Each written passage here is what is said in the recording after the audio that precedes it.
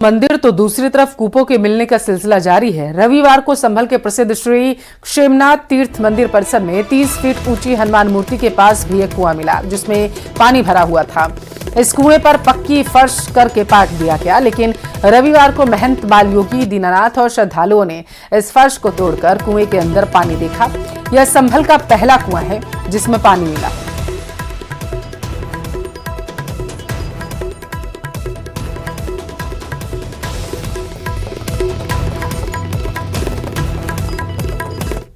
संभल में प्रशासन लगातार नए कूप खोजने की कोशिश कर रहा है, तो वहीं एक ऐसा कुआं तीर्थ क्षेमनाथ महाराज जी के दरबार में ऐसा मिला है जहां पर 10 मीटर के आसपास ही पानी नजर आया। ये ऐसा पहला कुआं है जहां पर न्यूज़ 18 इंडिया की टीम पहुंची और इस कुएं में पानी नजर आ रहा है। इससे पहले हमने कई सारे कूप देखे, 19 कूपों को इस वक्त एएसआई के द्वारा सर्वे किया गया। उसके बाद क्षेमनाथ तीर्थ जो यहाँ पर इस मंदिर में एक ऐसा कुआं था जिसे बंद कर दिया गया था, लेकिन प्रशासन की कोशिशों के बाद इस कुएं को खोजा गया है। और इस कुएं को खोजने का मकसद यही है कि जितने भी कूप यहाँ पर ऐतिहासिक हैं, पुराने हैं, उनको खोजा जाए, उनके बारे में पता लगाया जाए। और इसीलिए यहाँ पर मजदूरों को लगाया गया है। तस्वीरों में देखेंगे न्यूज़ 18 के कैमरे पर आपको ये मजदूर दिखाई देंगे जो यहाँ पर इस वक्त काफ़ी देर से काम कर रहे हैं। और यहाँ पर जो लोग यहाँ पर काम कर रहे हैं, उसके अलावा यहाँ पर इस पूरे कूप को खोजने का मकसद क्या है, इसको लेकर यहाँ पर बाबा जी हमारे साथ हैं, उनसे हम बात करेंगे। बाबा जी ये बताइए कि ये कब कितने बजे शुरुआत हुई है? ये अभी जो है लगभग 4 बजे से इस कुएं की खुदाई की शुरुआत की गई है जी। क्या ये कुआं बंद कब किया गया था और क्यों अब खुलवाया? प्रशासन की टीमें आई थी पूरा बंद? नहीं, प्रशासन की कोई टीम नहीं आई है वर्तमान समय में। ये तो सब बाबा की चेतना है। सिद्ध शिरोमणि बाबा क्षेमनाथ जी की यहाँ समाधि है। बाबा क्षेमनाथ जी ने हमें चेतना दी है और इस कुएं के विषय में ये ज्ञान नहीं है कि किस समय से जो है ये बंद है जी। वर्तमान प्राचीन कुआं है जी, वो आप देख सकते हैं, सदियों पुराना कुआं है। माना जाता है जब तीर्थ नगरी संभल का निर्माण भगवान विश्वकर्मा के द्वारा किया जा रहा था, उसी समय का ये कुआं और ये तीर्थ जो है, जो तीर्थ नैमिषारण्य तीर्थ का उपतीर्थ नीमसार तीर्थ के नाम से इसको जाना जाता है, वो तीर्थ। और ये कूप आप देख सकते हैं, ये बिल्कुल बगल में है। इस कूप का क्या नाम? इसकी अभी पुष्टि कुछ नहीं हो पाई है। ये क्योंकि कूप के बारे में कहा जाता है कि कई कूप अलग अलग जल लेकर, किसी के जल पीने से निरोग होता है, तो इस तरह के इस कूप में भी कोई ऐसी विशेषता? इसकी विशेषता होगी, इसके विषय में अभी जो है रिसर्च की जाएगी। जो भी सच्चाई होगी वो सब सामने आ ही जाएगी। संभल में आए दिन सनातन के सबूत मिल रहे हैं। इस बार की खुदाई में स्थानीय लोगों ने यहां एक बावड़ी मिलने का भी दावा किया। चंदौसी में मिली 250 फीट गहरी बावड़ी को ऐतिहासिक और सांस्कृतिक महत्व की संरचना माना जा रहा।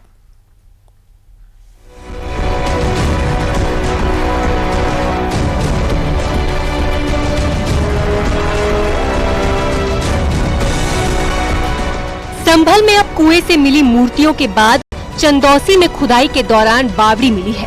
चंदौसी में मिली बावड़ी की खुदाई में चौंकाने वाले खुलासे हुए हैं। यहाँ जेसीबी मशीन से बावड़ी की खुदाई के दौरान कई सारे कमरे और सुरंगनुमा रास्ते दिखाई दिए।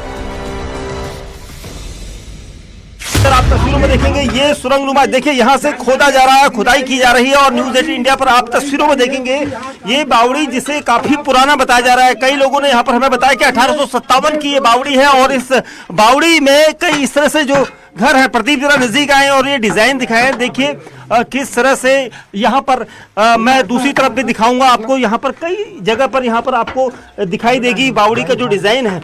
देखिए ये देखिए यहाँ से अंदर को सुरंग जा रही है, ऐसा इनका कहना है कि यहाँ से अंदर को सुरंग जा रही है। और आप देखेंगे अंदर तक, काफी अंदर तक ये डिजाइन यहाँ दिखने लगा है। निरीक्षण के लिए पहुंचे जिला कलेक्टर भी नजारा देखकर दंग रह गए। हालांकि उन कमरों के भीतर फिलहाल कुछ नहीं मिला। भारतीय पुरातत्व सर्वेक्षण विभाग की टीम जाँच करेगी। समाधान दिवस में भी इस संबंध में शिकायत आई थी, तो इसकी हमने पैमाइश कराई तो 400 वर्ग मीटर क्षेत्र के अंदर 210 वर्ग मीटर क्षेत्रफल वर्तमान में है। 3 तल की बावड़ी बताते हैं और कहते हैं कि बिलारी के जो राजा हैं उनके नाना जी ने इस बावड़ी का निर्माण कराया था। लगभग 125-150 वर्ष पुरानी बावड़ी है और ये जल संरक्षण का एक बड़ा केंद्र हुआ करता था। संभल के चंदौसी इलाके में मिली बावड़ी का निरीक्षण करने डीएम और एसपी भी मौके पर पहुंचे। नगर पालिका की टीम ने बावड़ी की खुदाई की, जिसमें कई सारे कमरे और सुरंगनुमा रास्ते मिले हैं। बावड़ी करीब 150 साल पुरानी बताई जा रही है, जिसमें 400 वर्ग मीटर की जगह है। वो लोकेशन है जिसे एक दिन पहले खोजा गया था। कुछ देर बाद यहाँ पर अधिकारियों का टीम यहाँ पर मुआयना करने आएगी और आप तस्वीरों में देखेंगे ये बावड़ी काफी लंबी यहाँ पर नजर आ रही है और इसमें कई सारे यहाँ पर जो होल हैं, ये कहा जाता था कि पुराने समय में 1857 से जुड़ी ये हो सकती है, क्योंकि यहाँ पर जो टीमें होती थी, जो फौज होती थी, फौज की टुकड़ियां यहाँ पर अंदर जाकर यहाँ पर अपना समय गुजारती थी। और देखिए अलग अलग जगह पे ये रास्ते हैं और न्यूज एशियन इंडिया के कैमरे पर आप ये एक्सक्लूसिव, सुपर एक्सक्लूसिव तस्वीरें आप देख रहे हैं। और इस बावड़ी को यहाँ पर अब पूरा खोला जाएगा, खंगाला जाएगा और देखा जाएगा कि यहाँ पर और क्या कुछ निकलता है। अवैध अतिक्रमण और आसपास की बिल्डिंग जो इसके दायरे में आती हैं, तो उन्हें नोटिस किया जाएगा। लेकिन वर्तमान में कब्जा है तो ड्यू प्रोसेस फॉलो करके इसमें हम अतिक्रमण मुक्त कराएंगे। कह रहे हैं कि 400 वर्ग मीटर की लैंड है जिसमें, हाँ 400 वर्ग मीटर की, इतना पूरा हटाया जाएगा? वो तो पूरा हटाया जाएगा। वाटर बॉडी को कोई अतिक्रमित नहीं कर सकता है। ठीक है जी, पक्के मकान बने हम उनको नोटिस देंगे और फिर अतिक्रमण मुक्त कराएंगे। डीएम ने बताया कि इस बावड़ी के राज खुदाई के बाद और सामने आएंगे। इसमें एक कुएं के साथ 4 कमरे भी बने हैं जो मिट्टी से ढके हुए हैं। एएसआई की जांच के बाद इसकी वास्तविक स्थिति पता चल सकेगी।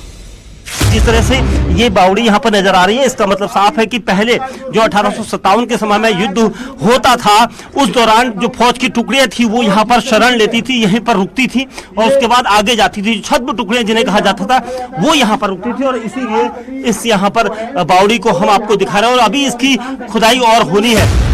चंदौसी में फूटा दरवाजा इलाका बिल्कुल उस खंडहर के मंदिर के पीछे का जहां हिंदू लोग रहते हैं।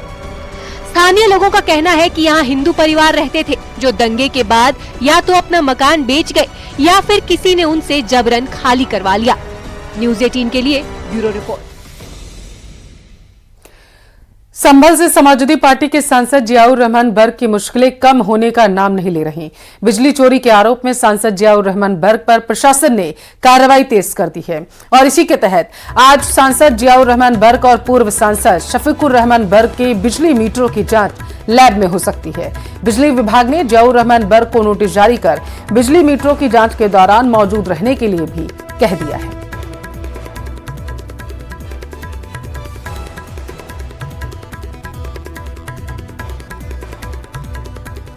उत्तर प्रदेश के अलग अलग जिलों में मंदिरों के मिलने का सिलसिला बदस्तूर जारी है। संभल और वाराणसी के बाद मुजफ्फरनगर के मुस्लिम इलाके में एक शिव मंदिर खंडहर अवस्था में मिलने के बाद आज मंदिर के शुद्धिकरण का ऐलान कर दिया गया, जिसको लेकर पुलिस प्रशासन अलर्ट है।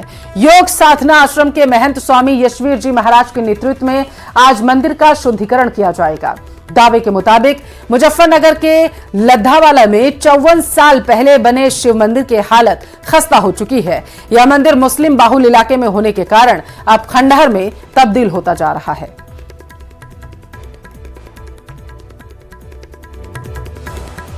ये लद्दावाले में जो मंदिर का शुद्धिकरण करना आ रहे हैं महाराज जी और सभी हमारे हिंदू भाई, तो उसके लिए मीटिंग रखी गई थी कि प्यार मोहब्बत रहे और एक जगह अपना रहें, तो इसलिए उसके लिए हमने मीटिंग रखी गई। तो जो भी महाराज जी जो सभी हिंदू भाई आएंगे तो हम उनका मोस्ट वेलकम है, स्वागत करेंगे उनका और जिम्मेदारी के साथ निभाएंगे। कौन कौन था इस मीटिंग में? इसमें मीटिंग में मोहल्ले के जिम्मेदार लोग थे और भी सभी जिम्मेदार थे, सभासद भी थे 2। आरएसएस प्रमुख मोहन भागवत ने कहा है कि धर्म के नाम पर होने वाले सभी उत्पीड़न और अत्याचार गलतफहमी और धर्म की समझ की कमी की वजह से हुए। उन्होंने धर्म को महत्वपूर्ण बताते हुए इसकी उचित शिक्षा देने की वकालत की। उन्होंने कहा है कि धर्म हमेशा से अस्तित्व में रहा है और सब कुछ इसके अनुसार चलता रहा है, इससे इसे सनातन कहा जाता है। धर्म का आचरण ही धर्म की रक्षा है। महाराष्ट्र के अमरावती में महानुभाव आश्रम के शताब्दी समारोह को उन्होंने संबोधित करते हुए ये बातें कही हैं। पीएम मोदी युवाओं को बड़ी सौगात देने वाले हैं। पीएम आज भर्ती अभियान रोजगार मेला में बताया जा रहा है कि 71,000 से ज्यादा युवाओं को नियुक्ति पत्र सौंपेंगे। देश भर में 45 स्थानों पर यह रोजगार मेला लगेगा। प्रधानमंत्री युवाओं को वीडियो कॉन्फ्रेंसिंग के जरिए संबोधित करते हुए नजर आएंगे। गृह मंत्रालय, स्वास्थ्य विभाग, डाक विभाग, उच्च शिक्षा विभाग, परिवार कल्याण मंत्रालय, वित्तीय सेवा विभाग समेत कई विभागों में ये नियुक्तियां होंगी। इससे पहले प्रधानमंत्री मोदी ने अक्टूबर में वीडियो कॉन्फ्रेंसिंग के जरिए रोजगार मेले में युवाओं को 51,000 से ज्यादा नियुक्ति पत्र बांटे थे। रोजगार मेले की शुरुआत 22 अक्टूबर 2022 को हुई थी। पुष्पा 2 की स्क्रीनिंग के दौरान संध्या थिएटर में मची भगदड़ के मामले में फिल्म एक्टर अल्लू अर्जुन की मुसीबतें कम होने का नाम नहीं ले रही हैं। हैदराबाद के जुबली हिल्स में मौजूद अल्लू अर्जुन के घर के बाहर प्रदर्शनकारियों ने जमकर हंगामा किया। प्रदर्शन कर रहे लोगों ने नारेबाजी की, तोड़फोड़ भी की। घर पर टमाटर फेंके गए, गमले को नुकसान पहुंचाया गया। विरोधियों ने पत्थरबाजी की। बताया जा रहा है कि Osmania university joint action committee यानी कि JEV के सदस्यों ने हमला किया था। उस वक्त एक्टर घर पर मौजूद नहीं थे। पूरे मामले में 6 लोगों को पुलिस ने हिरासत में लिया है।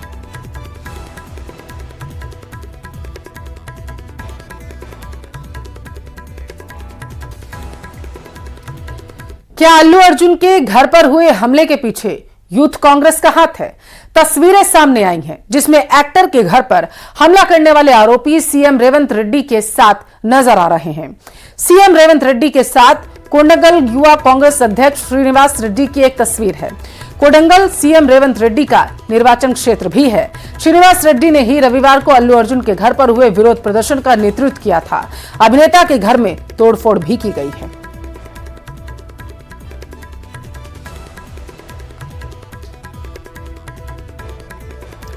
और इस बीच भगदड़ मामले में हैदराबाद पुलिस का भी जवाब सामने आया। हैदराबाद पुलिस के मुताबिक एक्टर को संध्या थिएटर में जाने की अनुमति नहीं दी गई थी।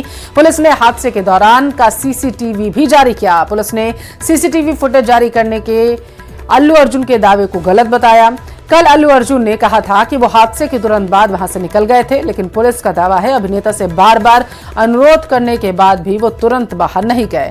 भगदड़ रात के तकरीबन 9:45 पर हुई। उस समय अल्लू अर्जुन थिएटर के अंदर अपनी फिल्म देख रहे थे। रात 10:45 के तकरीबन ACP जो थे अल्लू अर्जुन को संपर्क करने की कोशिश करने लगे, लेकिन थिएटर मैनेजमेंट और सिक्योरिटी ने उनके पास नहीं जाने दिया। रात तकरीबन 11:40 के पास DCP ने उन्हें थिएटर छोड़ने के लिए मजबूर किया।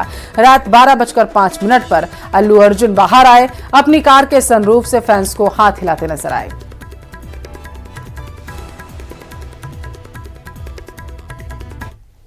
संभल से खबर है, जहां डांस करने वाला नकाबपोश चोर CCTV में कैद हुआ। दुकान में चोरी करने घुसे चोर ने दुकान में डांस किया था।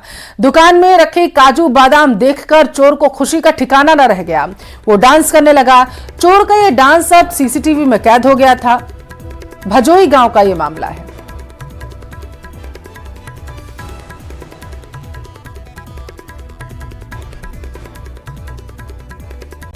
कश्मीर में कड़ाके की ठंड शुरू हो चुकी है। घाटी में तापमान 0 से कई डिग्री नीचे चला गया और श्रीनगर में इस वक्त मौसम बदलने लगा है, सर्द हो चुका है। इसका असर यह हो गया है कि पानी के साधन जमने लगे। मौसम विभाग के मुताबिक कश्मीर में सर्दियों के सबसे सर्द मौसम कहे जाने वाले 40 दिन के चिल्लई कला की शुरुआत शनिवार को हो चुकी है। मौसम विभाग ने अगले 3 दिनों तक जम्मू कश्मीर, हिमाचल प्रदेश, राजस्थान, पंजाब में शीतलहर चलने की चेतावनी जारी की।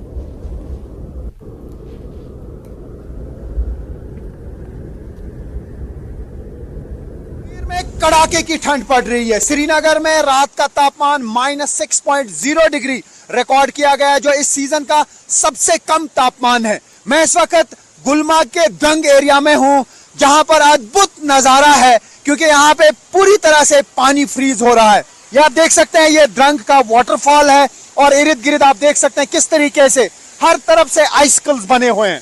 बड़े बड़े आइसकल्स पानी के बने हुए हैं और ये जो नदी है, नदी का पानी पूरी तरह से फ्रीज हुआ है। मैं इस वक्त नदी के बीच हूं। ये फेरोजपुरा नाला है जहां से पानी बहता है, लेकिन ये नदी का पानी फ्रीज हो रहा है क्योंकि बहुत ही जबरदस्त ठंड है और पानी के बीच में आप देख सकते हैं किस तरीके से ऊपर की परत जो है वो बिल्कुल जम गई है। लेकिन एक और चीज मैं दिखाने की कोशिश कर रहा हूं कि यहाँ पे अब ये बड़ा टूरिस्ट अट्रैक्शन बन रहा है। ये स्पॉट देश भर से, दुनिया भर से जो टूरिस्ट आते हैं गुलमर्ग या कश्मीर घूमने के लिए, वो अब जरूर इस वाटरफॉल की तरफ रुख कर रहे हैं क्योंकि ये वाटरफॉल जो है ये जम गया है और इसका नजारा करने के लिए देश भर से, दुनिया भर से यहाँ पे टूरिस्ट आ रहे हैं। मैं फिर से दिखाने की कोशिश कर रहा हूँ आपको। आप देखिए किस तरीके से ये सारा इलाका जो है ये जम गया है। वाटरफॉल जो है ये खूब, ये कहा जा सकता है, लुत्फ अंदोज मनाजर पेश कर रहा है। जहां से भी आप नजर दौड़ाएंगे वहां आपको ये वाटरफॉल जमा हुआ नजर आएगा और ये जो नदी है, नदी का पानी भी जम गया है। यकीन मानिए यहाँ पे इस वक्त हाथ कांप रहे हैं क्योंकि सर्दी बहुत ज्यादा है। खून जमा देने वाली सर्दी आजकल कश्मीर में है, लेकिन दूसरी तरफ से लुत्फ अंदोज नज़ारे भी बन रहे हैं इस सर्दी की वजह से, क्योंकि पानी जो जम रहा है उसका नज़ारा करने के लिए ये टूरिस्ट आ रहे हैं देश भर से।